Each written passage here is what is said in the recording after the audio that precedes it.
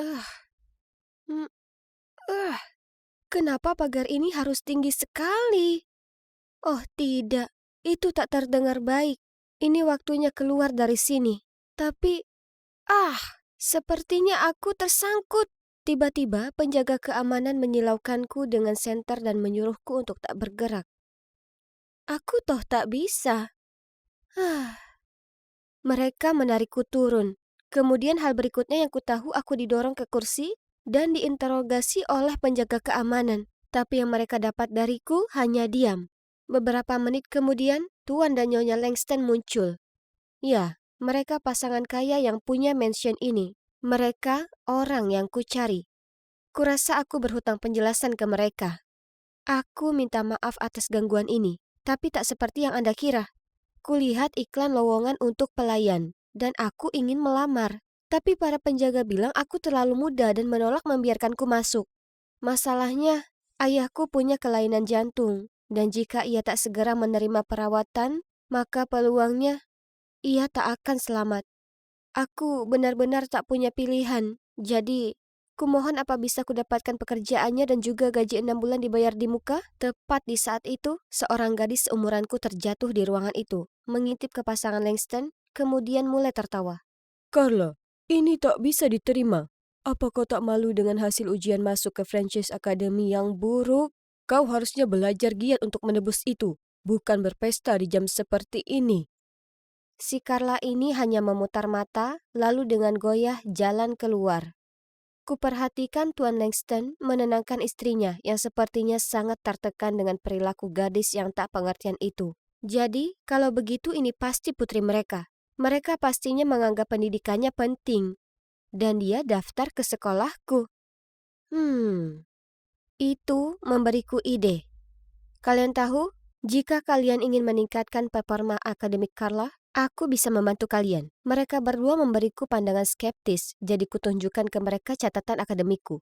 Dan memberitahu mereka aku ini valediktorian dan sukses dapat beasiswa di Franchise Academy. Mendengar pencapaianku, semua kekhawatiran mereka segera sirna. Dan begitulah, mereka mendapat ide yang beresiko.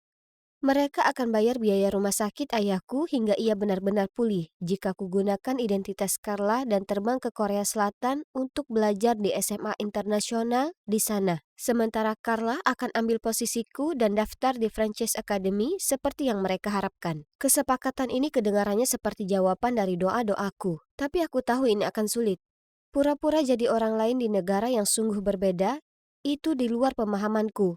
Jadi aku setuju melakukannya, tapi hanya dengan 2 syarat tambahan. Pertama, harus ada wali yang akan mengurus semua berkasku dan yang lainnya. Kedua, setelah aku menyelesaikan kesepakatan dan kembali, pasangan Langston harus membantuku masuk ke sekolah impianku. Dan itu adalah Universitas GBA, tentu saja. Mereka memikirkannya kemudian menjabat tanganku tanda setuju. Tampaknya kami sudah sepakat. Tapi hal berikutnya yang kutahu, aku ada di lingkungan elit di Seoul, Korea. Wah, sungguh mewah. Jadi begini rasanya lahir di keluarga kaya raya. Pak Preston mengantarku ke sekolah dan berulang kali memberitahuku untuk tak menarik perhatian. Bla bla bla. Oh, iya. Pak Preston adalah pengacara pasangan Langston dan menurut kontrak, dia juga waliku. Dia tampaknya sangat serius, tapi kurasa dia cukup baik. Wah, sekolah ini tampak sangat modern.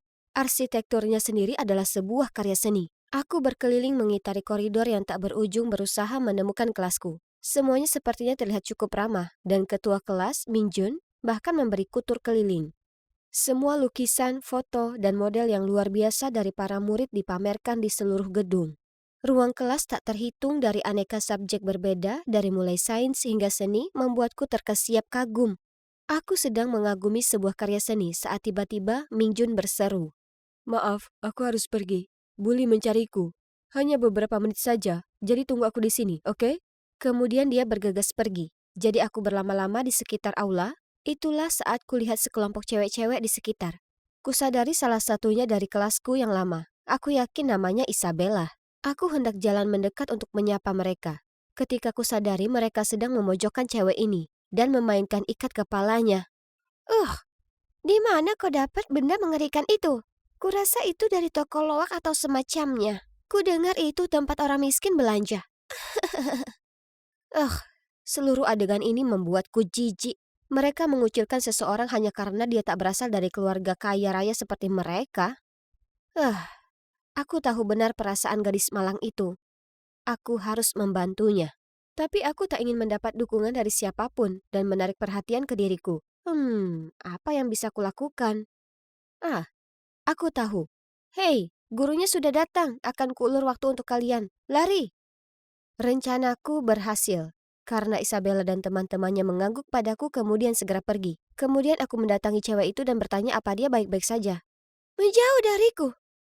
Dia mengusirku lalu kemudian berlari pergi. Hah? Aku hanya berusaha menolong. Saat aku berbalik, kulihat Mingjun melihatku. Sedikit terkesan kurasa. Dia memberitahuku kalau murid di sini dibagi menjadi 2 golongan, 90% kaya dan sisanya yang 10% adalah anak miskin yang masuk dengan beasiswa. Kebanyakan murid cukup ramah satu sama lain. Ya, kecuali mereka yang baru kusaksikan. Isabella adalah bagian dari anak orang kaya yang mengira bahwa latar belakang mereka membuat mereka lebih unggul dari yang lainnya. Dia sering jahat ke kelompok 10% itu, karena dia percaya mereka tak pantas berada di sini. Dan seperti yang kau bisa tebak, cewek itu kesal. Namanya Suzy. Dia dalam kelompok 10% dan dia cewek terpintar di angkatan kami. Omong kosong. Sekolah ya sekolah. Kita di sini untuk belajar dan seharusnya semua diperlakukan sama. Terlalu benar cewek baru. Aku tahu ada yang berbeda tentangmu. Hari berikutnya saat kelas berakhir, Isabella menepuk bahuku dan berterima kasih karena peringatan tadi. Lalu dia mengajakku bergabung ke kelompoknya untuk makan siang. Aku hendak menolaknya dengan sopan saat Minjun muncul dan memintaku untuk bergabung dengannya. Terima kasih berkat Minjun, aku punya alasan untuk segera kabur dari lokasi. Namun, aku memang menoleh ke belakang dan melihat Isabella itu memberi tatapan tersinggung. Setelah itu, Minjun dan aku mulai lebih sering nongkrong bareng. Kami segera jadi teman baik, dan kami berdua putuskan bahwa dinamika di sekitar sini perlu diubah. Jadi, kami berencana membantu kelompok 10%. Di suatu makan siang, Isabella dan kelompoknya dengan sengaja menabrak seorang cowok, menyebabkannya menumpahkan makanan ke dirinya sendiri, sementara mereka tertawa dan menunjukinya. Aku segera ke sana, mengambil makanan dan menghantamkannya ke wajah Mingjun. Mingjun langsung paham maksudku. Dia kemudian mengambil segenggam mie dan mengoleskannya ke Isabella. Isyarat kantin pecah jadi perang makanan besar dan berantakan. Di lain waktu, sekolah sedang mempersiapkan festival budaya. Satu cowok dari kelompok 10% punya ide keren untuk membuka stand makanan menyajikan makanan tradisional dari berbagai negara berbeda. Semua orang setuju. Tentu saja, ya, kalian menebaknya, Isabella dan sahabatnya yang sombong. Rakyat jelata, terlalu terbiasa kerja jadi pelayan untuk layani orang lain, Aku mengedip ke Mingjun. Kemudian kami tetap tinggal dan diam-diam menulis nama Isabella dan teman-temannya di daftar peserta lalu mengumpulkannya ke guru. Sekarang, mereka tak punya pilihan lain kecuali menyajikan makanan di festival yang begitu ramai. Bagian paling lucu adalah mereka akhirnya kena batunya saat kelompok 10% itu justru memerintah dan mengeluh. Ratatouille ini terlalu hambar, tambahkan garam lebih banyak. Dan, milk tea ini terlalu manis, buat yang baru dengan lebih sedikit gula. Harus kuakui, ku nikmati menyaksikan anak-anak jahat ini menggeliat. Tapi kurasa kesenanganku ini bukannya tak diperhatikan, karena setelahnya Isabella mendatangiku. Anak jelata itu tak selevel denganmu dan aku. Ku sarankan kau lebih memperhatikan dengan siapa kau memilih bergaul. Atau kau bisa berakhir diperlakukan seperti mereka. Terserah. Aku hanya memutar mataku, berjalan pergi darinya, lalu lanjut bergaul dengan teman-temanku kelompok 10%. Isabella dan pengikutnya memberiku tatapan tak senang, tapi karena nama dan kekayaan pasangan Langston, hanya itu yang bisa mereka lakukan. Seperti itulah masa SMA-ku berjalan. Aku punya beberapa teman hebat dan coba tebak.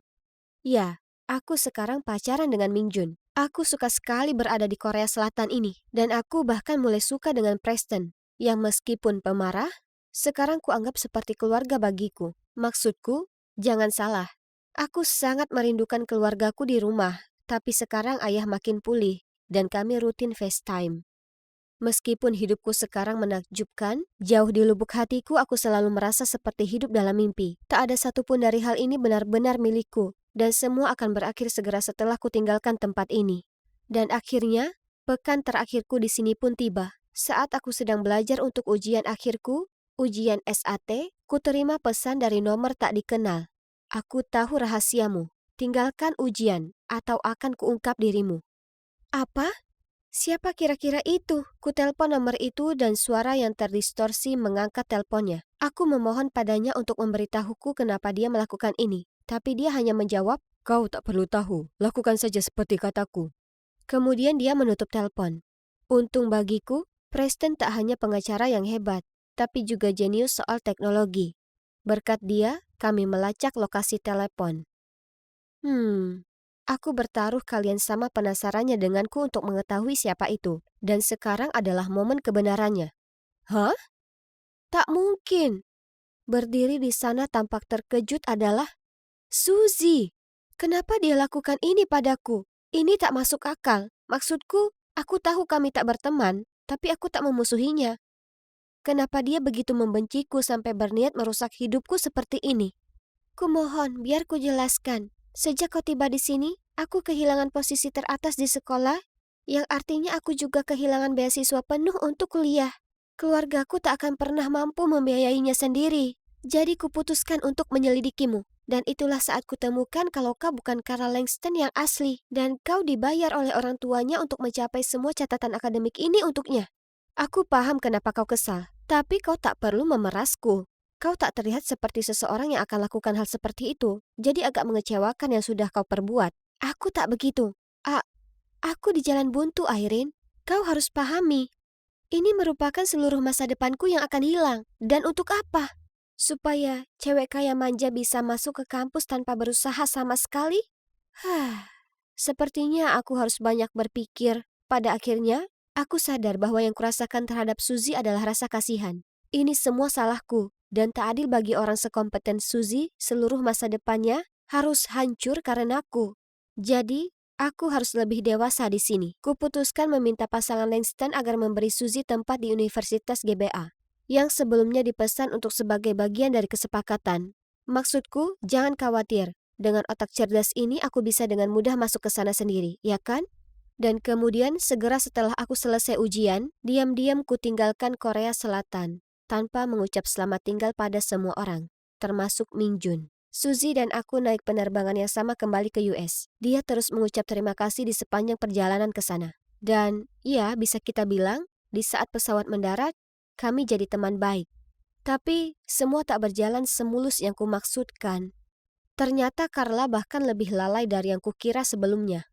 Yang dia bisa lakukan hanyalah dapatkan diploma SMA dengan nilai-nilai buruk yang membuat syok. Sekarang ini adalah nilai-nilaiku yang jelek. Impianku untuk masuk universitas bergengsi pupus sudah.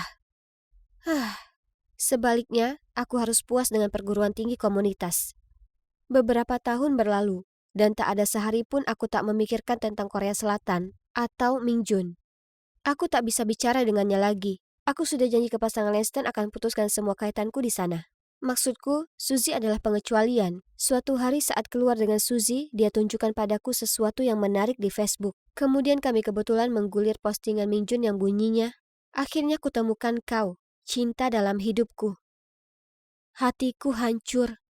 Wah, sepertinya dia sudah temukan orang lain, sementara hatiku masih merindukannya.